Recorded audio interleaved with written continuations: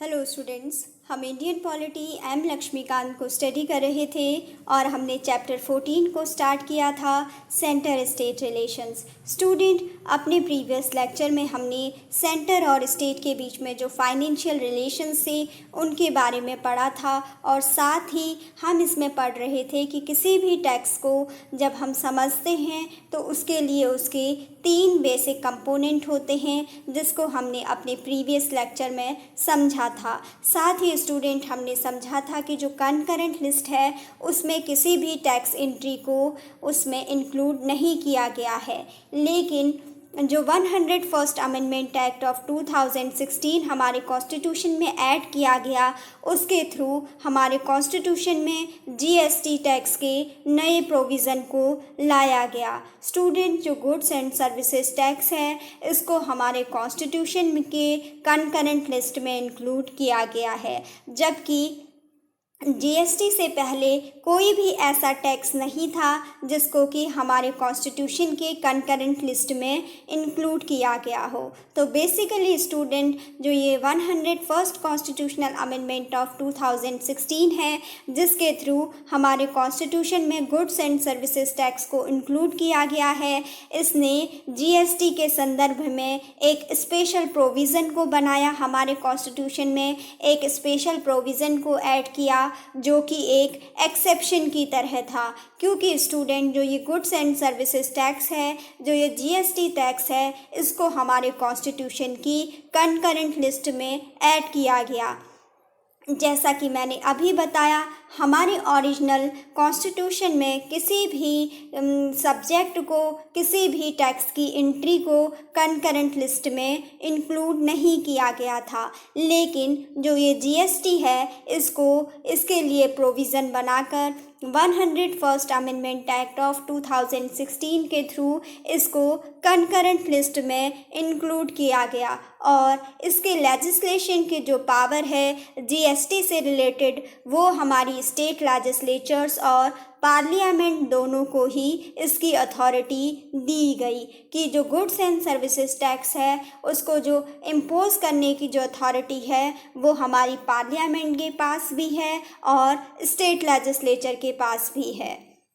Student, इसको हमने अपने प्रीवियस लेक्चर में समझा था। साथ ही हमने रेजिडरी पावर ऑफ टैक्सेशन के बारे में भी पढ़ा था और रेजिडरी पावर में हमने ऐसे सब्जेक्ट्स को पढ़ा था जिनको कि हमारे 7th शेड्यूल की इन 3 लिस्ट, जिन्हें कि हम यूनियन लिस्ट, स्टेट लिस्ट और कंकरेंट लिस्ट कहते हैं, इन तीनों लिस्ट में से किसी में भी अगर किसी सब्जेक्ट को इंक्लूड नहीं किया जाता है तो ऐसे सब्जेक्ट पर अगर टैक्स का इम्पोजिशन किया जाना है तो उसकी सारी अथॉरिटी टैक्स को इम्पोज करने की हमारी पार्लियामेंट के पास रहती है। स्टूडेंट, इसके बाद ही हमने समझा था कि पार्लियामेंट के ऊपर जो रेजिडरी पावर ऑफ टैक्सेशन है उसका हमने एग्जाम्पल दिया था गिफ्ट टैक्स, वेल्थ टैक्स और एक्सपेंडिचर टैक्स को, कि स्टूडेंट, जो गिफ्ट टैक्स है, वेल्थ टैक्स है और जो एक्सपेंडिचर टैक्स है उससे रिलेटेड किसी भी टैक्स के प्रोविज़न को जो भी किया जाना है उसकी अथॉरिटी हमारी पार्लियामेंट के पास होती है, क्योंकि ये जो गिफ्ट टैक्स है, वेल्थ टैक्स है और एक्सपेंडिचर टैक्स है इसको हमारे कॉन्स्टिट्यूशन की 7th शेड्यूल की किसी भी लिस्ट में इसमें इनको इंक्लूड नहीं किया गया है और ये तीनों ही tax residuary power of taxation के अंडर आते हैं। इसीलिए इन पर जो टैक्स को इम्पोज करने की जो अथॉरिटी है वो हमारी पार्लियामेंट को दी गई है। स्टूडेंट, इसके बाद अपने इस लेक्चर में आज हम पढ़ेंगे कि जो हमारा कॉन्स्टिट्यूशन है उसने जो हमारी स्टेट को जो टैक्स को कलेक्ट करने की जो पावर दी है उसमें कुछ रिस्ट्रिक्शंस भी लगाए हैं। स्टूडेंट, हमने अपने प्रीवियस लेक्चर में किसी भी टैक्स के तीन जो बेसिक कंपोनेंट थे उनको पढ़ा था, जिसमें कि मैंने आपको बताया था कि सबसे पहले आता है कि किसी भी टैक्स को किसके द्वारा लेवी किया जा रहा है, किसके द्वारा इम्पोज किया जा रहा है। फिर मैंने आपको दूसरा कंपोनेंट बताया था कि उस टैक्स को किसके द्वारा कलेक्ट किया जा रहा है स्टूडेंट। उसके बाद मैंने आपको थर्ड कंपोनेंट बताया था कि उस टैक्स का डिस्ट्रीब्यूशन किस तरीके से किया जाएगा। इसके लिए हमने इनकम टैक्स का एग्जाम्पल लिया था और हमने समझा था कि जो इनकम टैक्स है उसका जो इम्पोजिशन है, उसको जो लेवी किया जाता है वो सेंट्रल गवर्नमेंट के द्वारा किया जाता है। और हमने समझा था कि जो इनकम टैक्स का कलेक्शन है वो भी सेंट्रल गवर्नमेंट के द्वारा किया जाता है। लेकिन स्टूडेंट, जब इनकम टैक्स के डिस्ट्रीब्यूशन की बात आती है तो इनकम टैक्स का डिस्ट्रीब्यूशन सेंटर और स्टेट्स दोनों के बीच में किया जाता है। इस तरीके से हमने किसी भी टैक्स के तीन बेसिक कंपोनेंट्स को समझा था। स्टूडेंट, अब हम अपने इस लेक्चर में पढ़ेंगे कि हमारे कॉन्स्टिट्यूशन ने जो हमारी स्टेट को जो टैक्स से रिलेटेड जो पावर दी गई हैं उसमें कुछ रिस्ट्रिक्शंस भी लगाए हैं। उन रिस्ट्रिक्शंस को अपने इस लेक्चर में हम पढ़ेंगे। स्टूडेंट्स, हमारी स्टेट के पास कुछ ऐसी पावर्स हैं, जैसा कि हमने पढ़ा था कि जो हमारी स्टेट लेजिस्लेचर है उसके पास जो हमारी स्टेट लिस्ट है उसके जो 18 सब्जेक्ट्स हैं उन पर टैक्स को इम्पोज करने की एक्सक्लूसिव अथॉरिटी रहती है। लेकिन स्टूडेंट, जो हमारा कॉन्स्टिट्यूशन है उसने हमारे स्टेट्स की ये जो टैक्स लगाने की जो पावर है, जो टैक्स को इम्पोज करने की पावर है स्टेट लिस्ट के अंदर, उस पर भी कुछ रिस्ट्रिक्शंस हमारे कॉन्स्टिट्यूशन के द्वारा स्टेट की टैक्सिंग पावर के ऊपर लगाए गए हैं। स्टूडेंट, इसमें सबसे पहला पॉइंट दिया गया है कि state legislature can impose taxes on professions, trades, callings and employments. Student, जो स्टेट लेजिस्लेचर है वो जो भी प्रोफेशन से रिलेटेड जो भी टैक्स है उसको इम्पोज कर सकती है, जिसे कि प्रोफेशन टैक्स कहा जाता है, इसको ट्रेड टैक्स भी कहा जाता है, इसको कॉलिंग टैक्स भी कहा जाता है और इसको एम्प्लॉयमेंट टैक्स के द्वारा एम्प्लॉयमेंट टैक्स के नाम से भी जाना जाता है। स्टूडेंट, ये जो एम्प्लॉयमेंट टैक्स है, जो प्रोफेशन टैक्स है या जो कॉलिंग टैक्स है स्टूडेंट, ये किसी भी स्टेट लेजिस्लेचर के द्वारा इम्पोज किया जाता है। और स्टूडेंट, इसके लिए ये स्टेट लेजिस्लेचर के द्वारा किसी भी जो एम्प्लॉयड पर्सन है उसकी सैलरी पर ये प्रोफेशन टैक्स लगाया जाता है, जिसे कि एनुअल बेसिस पर इसको डिडक्ट किया जाता है। बेसिकली स्टूडेंट, इसमें एक लिमिट ये दी गई है कि किसी भी स्टेट लेजिस्लेचर के द्वारा किसी भी इंडिविजुअल पर्सन से अगर प्रोफेशन टैक्स के रूप में, कॉलिंग टैक्स के रूप में या एम्प्लॉयमेंट टैक्स के रूप में अगर स्टेट लेजिस्लेचर के द्वारा किसी भी टैक्स को किसी पर्सन से मांगा जाता है तो वो अमाउंट एक ईयर में 2500 रुपीज़ से ज़्यादा नहीं होना चाहिए। ये लिमिट हमारी स्टेट लेजिस्लेचर के ऊपर हमारे कॉन्स्टिट्यूशन के द्वारा लगाई गई है। स्टूडेंट, इसमें कहा गया है कि अगर जो स्टेट लेजिस्लेचर है वो अगर कितना भी पेमेंट जो एम्प्लॉयमेंट के नाम पर या फिर प्रोफेशन टैक्स के नाम पर, ट्रेड्स टैक्स के नाम पर, कॉलिंग टैक्स के नाम पर अगर किसी भी पर्सन से अगर इस प्रकार से कोई भी अमाउंट कलेक्ट करती है तो उस जो टोटल अमाउंट है एनुअल बेसिस पर वो 2500 रुपीज़ से ज़्यादा नहीं होना चाहिए। तो स्टूडेंट, जो एम्प्लॉयमेंट टैक्स है उसके ऊपर यहाँ पर स्टेट लेजिस्लेचर के कलेक्शन के ऊपर यहाँ पर क्या लगा दी गई है, एक लिमिट लगा दी गई है कि किसी भी इंडिविजुअल पर्सन से स्टेट लेजिस्लेचर जो 2500 रुपये से ज़्यादा पर एनम यानी एक साल में 2500 रुपये से ज़्यादा उसकी एम्प्लॉयमेंट टैक्स, जिसे कि प्रोफेशन टैक्स भी कहते हैं, जिसे ट्रेड्स टैक्स भी कहते हैं या फिर कॉलिंग टैक्स भी कहते हैं, इस रूप में 2500 रुपये से ज़्यादा एनुअल बेसिस पर नहीं ले सकती है। तो आप देख सकते हैं कि यहाँ पर स्टेट लेजिस्लेचर पर जो उसकी टैक्सिंग पावर है उसको लिमिट किया गया है, उस पर हमारे कॉन्स्टिट्यूशन के द्वारा रिस्ट्रिक्शन लगाया गया है, जिसमें कि इसको बताया गया है कि एनुअली किसी भी पर्सन से जो एम्प्लॉयमेंट टैक्स है, जो प्रोफेशन टैक्स है, जो ट्रेड टैक्स है या जिसे कॉलिंग टैक्स भी कहा जाता है, वो अमाउंट 2500 रुपीज़ से ज़्यादा नहीं होना चाहिए। स्टूडेंट इसके बाद नेक्स्ट पॉइंट इसमें दिया गया है कि कोई भी जो स्टेट लेजिस्लेचर है वो अगर किसी भी ये बताया गया है कि ऐसी 2 कंडीशंस बताई गई हैं जिस पर कि कोई भी स्टेट लेजिस्लेचर किसी अगर गुड्स या सर्विसेज की सप्लाई हो रही है तो उस पर ऐसे 2 केसेस हैं कि जब स्टेट लेजिस्लेचर उन पर टैक्स का इम्पोजिशन नहीं कर सकती है। स्टूडेंट इसमें इस पॉइंट में ये समझाया गया है कि 2 ऐसे केसेस हैं जब कोई भी state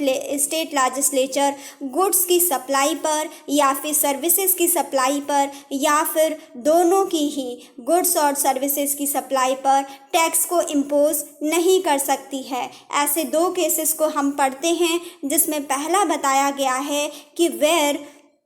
such supply takes place out the state. Student अगर कोई भी गुड्स या सर्विसेज का जो सप्लाई हो रही है किसी भी स्टेट लेजिस्लेचर के बाहर हो रही है तो उस पर उस टैक्स उस गुड्स की सप्लाई पर या फिर उस सर्विस की सप्लाई पर कोई भी स्टेट लेजिस्लेचर टैक्स का इम्पोजिशन नहीं कर सकती है, क्योंकि स्टूडेंट ये क्या है, उसकी टेरिटरी से, उसकी स्टेट की टेरिटरी से बाहर है, तो उस पर वो उस सर्विस पर या फिर जो भी सप्लाई हो रही है उस टैक्स की, उसकी गुड्स की या फिर सप्लाई की, उस पर टैक्स का इम्पोजिशन स्टेट लेजिस्लेचर के द्वारा नहीं किया जा सकता है। स्टूडेंट ये तो हमने पहला केस समझा जिसमें कहा गया कि आउटसाइड द स्टेट, जब क्या हो उस स्टेट के बाहर अगर किसी भी वस्तु का, किसी भी गुड्स का क्या हो रहा हो, सप्लाई हो रहा हो या फिर किसी भी सर्विस का स्टेट के बाहर सप्लाई हो रही हो तो तब उस पर स्टेट लेजिस्लेचर के द्वारा टैक्स को इम्पोज नहीं किया जा सकता है। स्टूडेंट दूसरा केस बताया गया है कि where such supply takes place in the course of import और एक्सपोर्ट। स्टूडेंट इसमें बेसिकली ये बताया गया है कि जब किसी भी गुड्स की सप्लाई हो या फिर सर्विसेज की सप्लाई हो या फिर गुड्स और सर्विसेज दोनों की ही सप्लाई हो रही हो और वो क्या हो, इंपोर्ट हो रहा हो उसमें या फिर क्या हो, एक्सपोर्ट के लिए हो, यानी स्टूडेंट उसको क्या है, हमारी इंडिया से मान लीजिए किसी स्टेट से उसको बाहर फॉरेन में भेजा जा रहा हो, किसी अदर कंट्री में भेजा जा रहा हो, तो उस कंडीशन में स्टेट लेजिस्लेचर के द्वारा उस पर कोई भी टैक्स इम्पोज नहीं किया जा सकता है। ऐसे ही स्टूडेंट अगर कोई भी गुड्स या जो सर्विसेज हैं जब उनकी सप्लाई हमारे किसी भी फॉरेन कंट्री से अगर इंडिया में होती है, उस स्टेट के अंदर होती है, तो तब उस कंडीशन में भी, तब इंपोर्ट की सिचुएशन में भी उस गुड्स या सर्विसेज पर स्टेट लेजिस्लेचर के द्वारा टैक्स का इम्पोजिशन नहीं किया जा सकता है, क्योंकि स्टूडेंट जब किसी भी फॉरेन कंट्री से कहीं से भी अगर इंपोर्ट होता है तो जो हमारी गवर्नमेंट होती है उसके द्वारा ही पहले ही जो एक्स्ट्रा टैरिफ होते हैं या जो जीएसटी वगैरह होते हैं वो पहले ही लगा लिए जाते हैं, तो जिनको कि हमारी सेंट्रल गवर्नमेंट के द्वारा ही उनको लगा दिया जाता है। तो अलग से ये जो स्टेट लेजिस्लेचर है इनके द्वारा इंपोर्ट में कोई भी टैक्स का इम्पोजिशन नहीं किया जाना चाहिए। और स्टूडेंट ऐसे ही बताया गया है कि अगर कोई भी गुड्स यानी कोई भी वस्तु या कोई भी सर्विस या फिर दोनों ही चीज़ें, गुड्स या सर्विसेज या फिर दोनों को ही अगर इनको क्या किया जा रहा हो, किसी स्टेट से फॉरेन कंट्री में इनको एक्सपोर्ट किया जा रहा हो, तो उस कंडीशन में भी स्टेट लेजिस्लेचर के द्वारा उस वस्तु के ऊपर, उस गुड्स के ऊपर या फिर उन सर्विसेज के ऊपर या फिर अगर गुड्स और सर्विसेज दोनों का ही साथ में जो सप्लाई है उनका जो इम्पोर्ट एक्सपोर्ट है वो बाहर हो रहा है, तो उस कंडीशन में भी जो स्टेट लेजिस्लेचर है उसके द्वारा उस एक्सपोर्ट होने वाली वस्तु पर, उस एक्सपोर्ट होने वाली सर्विसेज पर कोई भी टैक्स का इम्पोजिशन नहीं किया जा सकता है। तो स्टूडेंट, ये ऐसी दो कंडीशंस थी जब हमने देखा कि जब स्टेट लेजिस्लेचर को इस चीज़ से प्रोहिबिट किया गया है कि वो टैक्स और गुड्स और सर्विसेज की सप्लाई पर टैक्स का इम्पोजिशन नहीं कर सकती है। ऐसी दो कंडीशंस हमने पढ़ी। एक तो हमने कहा कि जब किसी भी स्टेट के बाहर अगर किसी गुड्स या सर्विसेज की सप्लाई हो रही है तो उस कंडीशन में स्टेट लेजिस्लेचर के पास ये राइट नहीं होता है कि वो उन बाहर की वस्तुओं पर जिन वस्तुओं की सप्लाई बाहर हो रही है, किसी दूसरे स्टेट में हो रही है, या फिर सर्विसेज की सप्लाई किसी दूसरे स्टेट में हो रही है, कि वो उन पर टैक्स इम्पोज करें। इस चीज़ की अथॉरिटी उनको स्टेट लेजिस्लेचर को नहीं दी गई है। स्टूडेंट, दूसरा केस हमने पढ़ा कि जब किसी भी गुड्स या सर्विसेज की जो सप्लाई है वो किस पर्पज से हो रहा हो, इंपोर्ट के पर्पज से हो रहा हो या फिर एक्सपोर्ट के पर्पज से हो रहा हो, तो उस कंडीशन में भी स्टेट लेजिस्लेचर उन गुड्स या सर्विसेज के ऊपर टैक्स का इम्पोजिशन नहीं कर सकती है। स्टूडेंट, इसमें कहा गया है कि जो हमारी पार्लियामेंट है वो जो ये सप्लाई ऑफ गुड्स और सर्विसेज है, या फिर इसमें ये बताया गया है कि जो हमारी पार्लियामेंट है उसने the parliament is empowered to formulate the principles for determining when a supply of goods और सर्विसेज और both takes place outside the state और in the course of import और एक्सपोर्ट। स्टूडेंट, इसमें ये समझाया गया है कि अगर कोई भी जो गुड्स की सप्लाई हो रही है या फिर सर्विसेज की सप्लाई हो रही है, या फिर गुड्स और सर्विसेज दोनों की ही सप्लाई किसी भी स्टेट से बाहर होती है, या फिर उनको हमारी कंट्री से बाहर किसी अदर कंट्री में उनका एक्सपोर्ट किया जा रहा है, या फिर किसी फॉरेन कंट्री से हमारी कंट्री के अंदर अगर किसी भी प्रकार की सर्विसेज को, किसी भी प्रकार के गुड्स को अगर इंपोर्ट किया जाता है, तो उस कंडीशन में जो टैक्स को जो इम्पोज करने की पावर होती है, या फिर उससे रिलेटेड जो भी प्रिंसिपल्स हैं, जो भी उन पर रूल्स और रेगुलेशंस बनाए जाने हैं, जो भी टैक्स से रिलेटेड जो भी इंपोर्ट और एक्सपोर्ट के रूल हैं गुड्स और सर्विसेज के लिए, किसी भी स्टेट के बाहर की जो भी सप्लाई हो रही है गुड्स और सर्विसेज की, उससे रिलेटेड जो भी प्रिंसिपल्स को बनाने का जो राइट है, जो टैक्स को इम्पोज करने का राइट है, वो हमारी पार्लियामेंट के पास है। उस चीज़ के लिए हमारी पार्लियामेंट एम्पावर्ड है, क्योंकि स्टूडेंट हमने देखा कि ये दो ऐसे केसेस हैं जिन पर कि हमारी स्टेट लेजिस्लेचर टैक्स का इम्पोज नहीं कर सकती है, टैक्स को लेवी नहीं कर सकती है। तो इस केस में हमारी पार्लियामेंट एम्पावर्ड होती है कि ऐसी गुड्स या ऐसी सर्विसेज जिनको कि किसी भी स्टेट के बाहर उनकी सप्लाई हो रही है, या फिर उनको किसी बाहर फॉरेन कंट्री में उनको एक्सपोर्ट किया जा रहा है, या फिर गुड्स या सर्विसेज को किसी फॉरेन कंट्री से हमारी कंट्री में इंपोर्ट किया जा रहा है, तो उस कंडीशंस में जो भी प्रिंसिपल्स, जो भी रूल्स या रेगुलेशंस इन गुड्स और सर्विसेज की सप्लाई से रिलेटेड, इन पर टैक्स से रिलेटेड जो भी प्रिंसिपल्स, जो भी रूल्स और रेगुलेशंस बनाए जाते हैं, उन सब के लिए हमारी पार्लियामेंट एम्पावर्ड होती है। स्टूडेंट, इसके बाद नेक्स्ट जो हम रेस्ट्रिक्शन पढ़ रहे थे स्टेट लेजिस्लेचर की पावर के ऊपर टैक्स के इम्पोजिशन से रिलेटेड, इसमें हम पढ़ते हैं कि स्टूडेंट इसमें बताया गया है कि जो स्टेट लेजिस्लेचर है वो इलेक्ट्रिसिटी की सेल और कंजम्पशन पर टैक्स को इम्पोज कर सकती है। स्टूडेंट, इसमें बताया गया है कि जो भी किसी भी स्टेट के अंदर जो भी इलेक्ट्रिसिटी का कंजम्पशन होता है, या फिर इलेक्ट्रिसिटी की जो भी सेल होती है, उस पर टैक्स को इम्पोज करने का जो पावर है, जो टैक्स को लेवी करने की जो अथॉरिटी है, वो स्टेट लेजिस्लेचर के पास होती है। लेकिन स्टूडेंट, इसमें भी दो सिचुएशन बताई गई हैं। इसमें कहा गया है कि ऐसी भी कुछ सिचुएशन हैं जब स्टेट लेजिस्लेचर के पास जब इलेक्ट्रिसिटी का कंजम्पशन हो और इलेक्ट्रिसिटी की सेल हो रही हो, तो उस कंडीशन में स्टेट लेजिस्लेचर टैक्स को इम्पोज नहीं कर सकती है। उसके लिए दो एक्सेप्शंस दिए गए हैं, दो कंडीशंस दी गई हैं, जहाँ पर कि इसकी जो इलेक्ट्रिसिटी की जो सेल और जो कंजम्पशन पर जो टैक्स को इम्पोज करने की पावर है, इसको रेस्ट्रिक्ट किया गया है। ऐसी दो केसेस बताए गए हैं। इसमें बताया गया है, पहला पॉइंट कि कंज्यूम्ड बाय द सेंटर और sold to the centre. Student, ऐसी इलेक्ट्रिसिटी जो भी इलेक्ट्रिसिटी सेंटर के द्वारा कंज्यूम हो रही हो, या फिर जो इलेक्ट्रिसिटी सेंटर को सोल्ड की जा रही हो, सेंटर को बेची जा रही हो, तो उस पर जो हमारी स्टेट लेजिस्लेचर है वो किसी भी प्रकार का टैक्स इम्पोज नहीं कर सकती है। उस केस में हमारी स्टेट लेजिस्लेचर के पास टैक्स को इम्पोज करने का राइट नहीं रहता है। जब क्या हो रही हो, जब उस इलेक्ट्रिसिटी का जो सेल है या जो इलेक्ट्रिसिटी का जो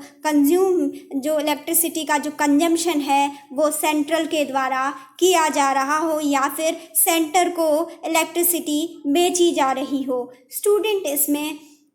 जो इसकी पावर है कि जो सेल और कंजम्पशन ऑफ इलेक्ट्रिसिटी में जो टैक्स को जो इम्पोज करने की पावर है, उसको एक और केस में रेस्ट्रिक्ट किया जाता है। इसमें बताया गया है कि consumed in the construction, maintenance और operation of any railway by the centre और by the concerned railway company or sold to the center or the railway company for the same purposes। Student, एक तो इन्होंने ये कहा कि जो state legislature है, जब नॉर्मल सिचुएशन होती है तो बेसिकली जो स्टेट के अंदर जो भी नॉर्मल कंजम्पशन होता है इलेक्ट्रिसिटी का, जो नॉर्मल सेल होती है, उसमें जो टैक्स को इम्पोज करने की जो पावर है वो स्टेट लेजिस्लेचर के पास होती है। लेकिन इसी जो इलेक्ट्रिसिटी की जो सेल है, जो इलेक्ट्रिसिटी का जो कंजम्पशन है, इसके ऊपर जो टैक्स को इम्पोज करने की जो अथॉरिटी है स्टेट लेजिस्लेचर की, इसको हमारे कॉन्स्टिट्यूशन के द्वारा दो कंडीशंस में रेस्ट्रिक्ट किया गया है। इसमें पहली कंडीशन बताई गई है कि जब इलेक्ट्रिसिटी का जो कंजम्पशन है वो सेंटर के द्वारा किया जाएगा, तो तब स्टेट लेजिस्लेचर उसके ऊपर कोई टैक्स को इम्पोज नहीं कर सकती है। और साथ ही जब इलेक्ट्रिसिटी को सेंटर के द्वारा सोल्ड किया जाएगा, सेंटर की मीन्स कि सेंटर को बेचा जाएगा, सेंटर को सोल्ड किया जाएगा स्टेट गवर्नमेंट के द्वारा, तो उस टाइम पर भी स्टेट लेजिस्लेचर उस सेंटर को बेची गई इलेक्ट्रिसिटी पर किसी भी प्रकार के टैक्स को इम्पोज करने के लिए ऑथराइज नहीं होती है। और साथ ही स्टूडेंट, यहाँ पे दूसरी कंडीशन बताई गई है कि अगर कोई भी ऐसा काम जो कि सेंट्रल के द्वारा यूज़ हो रहा हो, रेलवे के कंस्ट्रक्शन में कंज्यूम हो रही हो इलेक्ट्रिसिटी, स्टूडेंट ऐसी इलेक्ट्रिसिटी जो कि सेंटर के द्वारा उसको रेलवे के कंस्ट्रक्शन में उसको यूज़ किया जा रहा हो, रेलवे के मेंटेनेंस में इलेक्ट्रिसिटी का यूज़ हो रहा हो, या फिर जो भी क्या है सेंटर के द्वारा रेलवे का अगर कोई भी ऑपरेशन है उसमें अगर इलेक्ट्रिसिटी को कंज्यूम किया जा रहा है, तो उस पर जो स्टेट लेजिस्लेचर है वो किसी भी प्रकार का टैक्स इम्पोज उस इलेक्ट्रिसिटी पर नहीं कर सकती है। और साथ ही बताया गया है कि कोई भी ऐसी कंपनी जो सेंटर को बेची जा रही हो, कोई भी ऐसी कंसर्न रेलवे कंपनी जो कि सेंटर को बेची जा रही हो, या फिर कोई भी ऐसी रेलवे कंपनी जिसका कि कंस्ट्रक्शन वर्क चल रहा हो, मेंटेनेंस चल रहा हो, या फिर ऑपरेशन ऑफ रेलवे में अगर इलेक्ट्रिसिटी के कंजम्पशन की ज़रूरत पड़ रही हो जो कि सेंटर के कंट्रोल में हो, या फिर कोई भी ऐसे रेलवे से रिलेटेड कोई भी कंपनी या फिर जिसको कि सेंटर को बेचा जा रहा हो, ऐसी कोई भी रेलवे कंपनी उसके मेंटेनेंस या कंस्ट्रक्शन में जो भी इलेक्ट्रिसिटी का कंजम्पशन होता है, तो उस पर किसी भी प्रकार के टैक्स का इम्पोजिशन स्टेट लेजिस्लेचर के द्वारा नहीं किया जा सकता है। तो स्टूडेंट हम यहाँ पर देख रहे हैं कि जो स्टेट लेजिस्लेचर है उसकी जो टैक्स को इम्पोज करने की पावर है उस पर हमारे कॉन्स्टिट्यूशन के द्वारा रिस्ट्रिक्शंस लगाए गए हैं। जैसा कि हमने देखा कि जब सेंट्रल के द्वारा इलेक्ट्रिसिटी को कंज्यूम किया जाएगा या सेंट्रल के द्वारा इलेक्ट्रिसिटी को सोल्ड किया जाएगा तो उस टाइम पर जो स्टेट लेजिस्लेचर है वो किसी भी प्रकार का इलेक्ट्रिसिटी की सेल और इलेक्ट्रिसिटी के कंजम्पशन पर सेंटर के ऊपर किसी भी प्रकार के टैक्स का इम्पोजिशन नहीं कर सकती है। और साथ ही स्टूडेंट जब सेंटर के द्वारा जो भी रेलवे का अगर कोई भी कंस्ट्रक्शन किया जाना है, अगर रेलवे का मेंटेनेंस वर्क में इलेक्ट्रिसिटी का अगर कोई भी कंजम्पशन हो रहा है या फिर अगर सेंट्रल के द्वारा जो रेलवे चलाई जा रही है उसके किसी भी ऑपरेशन में या फिर कोई भी ऐसी कंसर्न रेलवे कंपनी है या फिर अगर कोई भी ऐसे रेलवे कंपनी जिसको कि सेंटर को बेचा जाता है तो उसके लिए भी जो टैक्स का जो इम्पोजिशन है वो हमारी स्टेट लेजिस्लेचर के द्वारा उस इलेक्ट्रिसिटी पर, उस कंजम्पशन पर, उस इलेक्ट्रिसिटी के कंजम्पशन पर या फिर जो इलेक्ट्रिसिटी सेंटर को सोल्ड की जा रही है, जो बेची जा रही है, जो रेलवे के मेंटेनेंस में यूज़ हो रही है, तो उस पर भी कोई टैक्स स्टेट लेजिस्लेचर के द्वारा नहीं लगाया जा सकता है। स्टूडेंट इसके बाद नेक्स्ट पॉइंट बताया गया है कि a state legislature can impose a tax in respect of any water और electricity stored, generated, consumed, distributed or sold by any authority established by the parliament for regulating or developing any interstate river or river valley। Student इसमें ये बताया गया है कि कोई भी जो स्टेट लेजिस्लेचर है वो किसी भी प्रकार का जो वाटर का जो यूज़ है, कोई भी जो इलेक्ट्रिसिटी स्टोर्ड हो रही है, जो जनरेट हो रही है, जो भी इलेक्ट्रिसिटी कंज्यूम हो रही है, जो भी डिस्ट्रीब्यूशन हो रहा है, तो उस पर टैक्स का जो इम्पोजिशन है वो स्टेट लेजिस्लेचर के द्वारा किया जा सकता है। और साथ ही अगर कोई भी ऐसी अथॉरिटी है, बताया गया है कि कोई भी ऐसी अथॉरिटी जो कि पार्लियामेंट के द्वारा जिसको एस्टैब्लिश किया गया है, अगर उसको बेची जाती है या फिर उसको रेगुलेट करने